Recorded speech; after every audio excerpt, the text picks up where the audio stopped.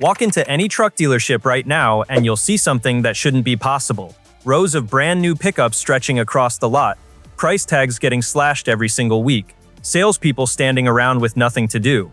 And some of these trucks have been sitting for over 6 months with zero buyers. Not because people stopped needing trucks. People are still buying trucks. They're just not buying these 7. In some cases, the automakers themselves have quietly thrown in the towel. Today, we're counting down 7 trucks that are now basically worthless in 2026. And number 1 is a truck whose manufacturer just officially pulled the plug because the market completely rejected it. Let's get into it. If you believe reliability and real value matter more than hype and marketing, hit that like button right now, because that's exactly what this list is about. Trucks that failed the people who actually needed to use them every day.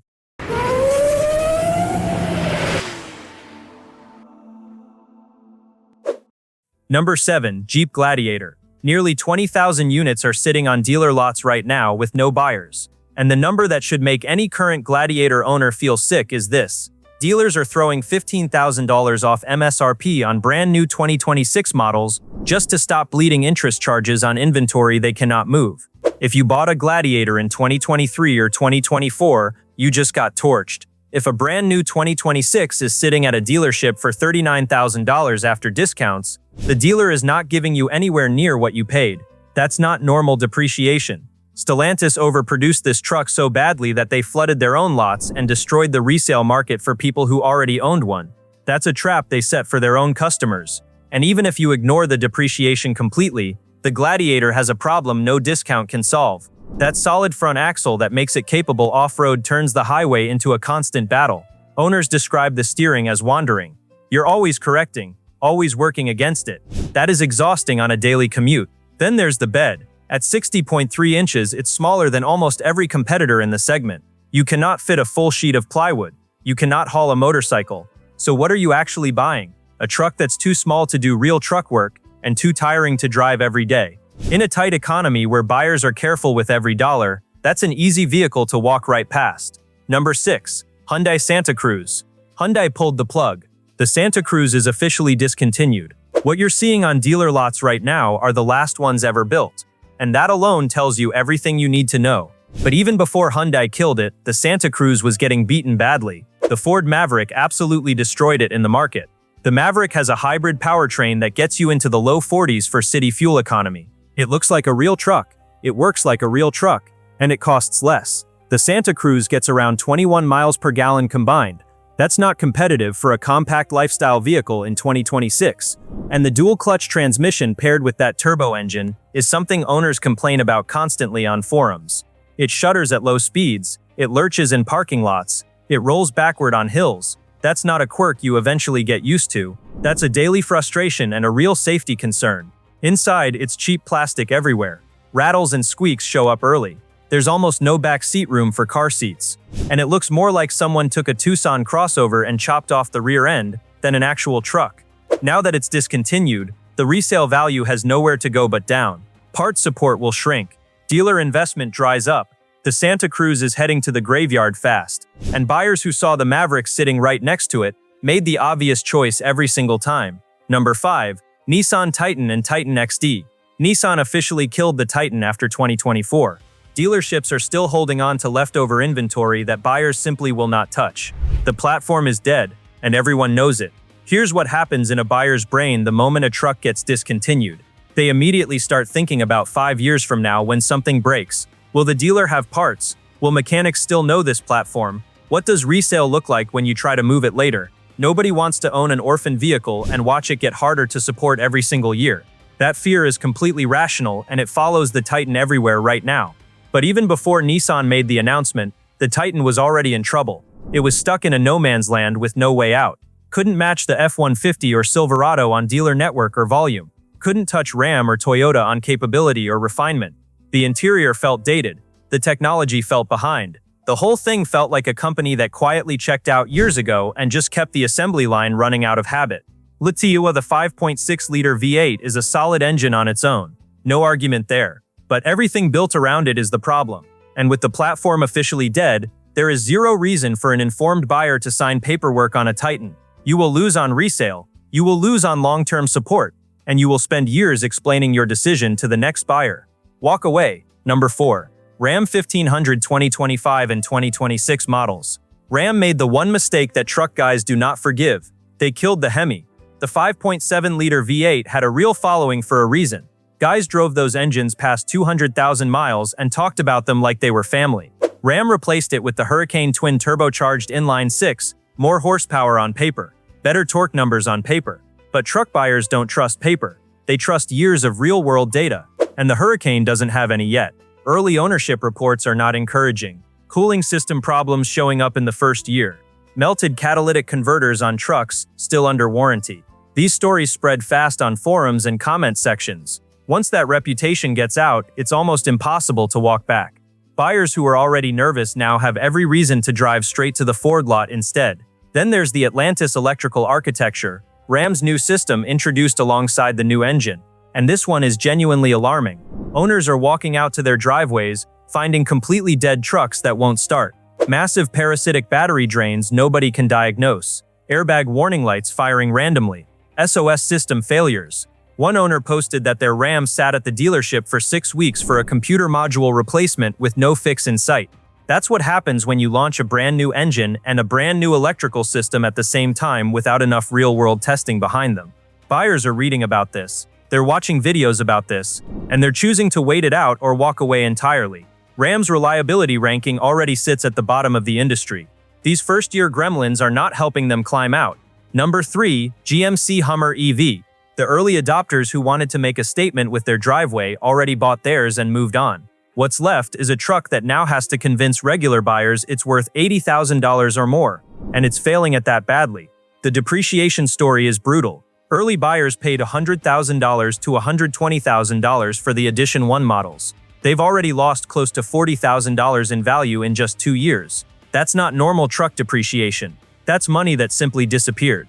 And the used market is aware of every single dollar of it. Here's the specific thing killing this truck with used buyers right now. Nobody knows what an out-of-warranty battery replacement costs on a Hummer EV. Nobody wants to find out. That uncertainty makes this one of the most financially risky used truck purchases you can make in 2026. When you can't answer the buyer's biggest question, they walk every time. And the everyday ownership experience is rough. The Hummer EV is monumentally heavy. Range drops hard in cold weather, or when towing anything serious. It's nearly impossible to park in a standard lot. Owners are reporting warped body panels, creaking steering, and infotainment screens that randomly go black even after multiple software updates. When you're paying $80,000, those aren't small annoyances you laugh off. Those are reasons to back out of the deal completely. Dealers are sitting on over 2,600 units right now. Every single one is accumulating interest charges every day with no buyer coming to save them. Number 2. Chevrolet Silverado EV. The depreciation on the Silverado EV is historic. Trucks that sold for $75,000 2 years ago are worth under $35,000 on the used market today. That's more than a 50% collapse in value in 2 years. But here's the thing, even at those beaten-down used prices, buyers are still walking away. And there's one very specific reason why. General Motors took Apple CarPlay and Android Auto out of the Silverado EV. Not hidden in a settings menu, completely removed, gone. Instead, they forced in a proprietary Google-based system and then decided to charge monthly subscription fees just to use basic features. $15 a month for app access, $25 a month for Super Cruise, on a truck that already costs over $60,000 new. Used buyers are running this math and closing their laptops. You're not just buying a truck. You're inheriting a recurring monthly bill just to use the dashboard the way you'd expect it to work out of the box. That kills the deal for most people shopping in this price range. GM made it worse. They released cheaper new trims shortly after launch, which immediately undercut everyone who bought early. Someone who paid $78,000 in 2024 watched the same truck list for $58,000 new just months later. GM destroyed their own early customers' equity, and it happened fast. On top of the subscription problem and the collapse in value, the Ultium platform itself has real recalls. Software glitches causing stability control malfunctions. Potential loss of drive power while the truck is moving. These are not minor software bugs. These are serious safety issues. And dealers have hundreds of units sitting in inventory right now while buyers asking hard questions leave without signing anything. Number 1. Ford F-150 Lightning. Here's where it ends, and what puts the Lightning at number 1 isn't just bad range numbers or painful depreciation. It's the fact that Ford looked at everything happening with this truck and officially decided to stop. They gave up. In late 2025 and into early 2026, Ford announced they are ending pure electric Lightning production and moving to an EREV platform, a gas generator hybrid setup for future electrified F-15. The all-electric experiment is over. Sales of the Lightning crashed more than 70% in Q1 of 2026 alone. When the federal EV tax credit expired in late 2025, the Lightning's price jumped $7,500 overnight. Buyers who were on the fence immediately jumped off it. Ford also quietly stripped features for 2026 while keeping prices where they were.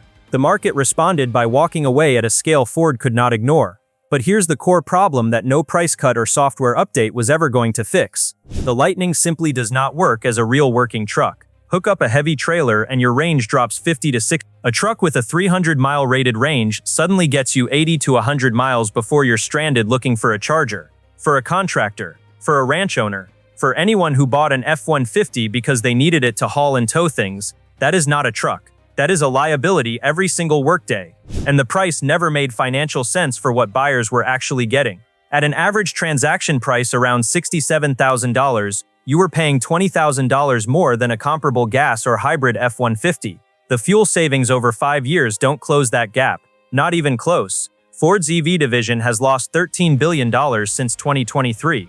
$13 billion. The company publicly said they are done pouring money into large electric trucks with no path to profitability. The Lightning went from the most exciting American truck launch in years to a discontinued first-generation cautionary tale in just a few model years. Dealers are staring at Lightning inventory they know is on its way out. Used buyers know it too. Nobody wants to be left holding a discontinued first-generation EV truck when the replacement looks completely different and charging infrastructure still doesn't exist across half the country. The Lightning got repositioned by the market from the ultimate American work truck to a commuter car with a truck bed bolted on. And the used market pays a lot less for that. So there you have it. 7 trucks piling up on lots across America in 2026 with no buyers and no good answers. And the same pattern shows up every single time. Rushed technology that wasn't ready. Prices that didn't match reality. Automakers who ignored what real truck buyers actually need day to day. And in some cases, companies that built something the market simply refused to accept. Which one surprised you the most? Drop it in the comments below. I read every single one, and if this kind of real market data helps you make smarter buying decisions, hit that subscribe button right now. We break this down every single week so you can walk onto any dealer lot knowing exactly what you're looking at. Don't buy blind. Thanks for watching. I'll see you in the next one.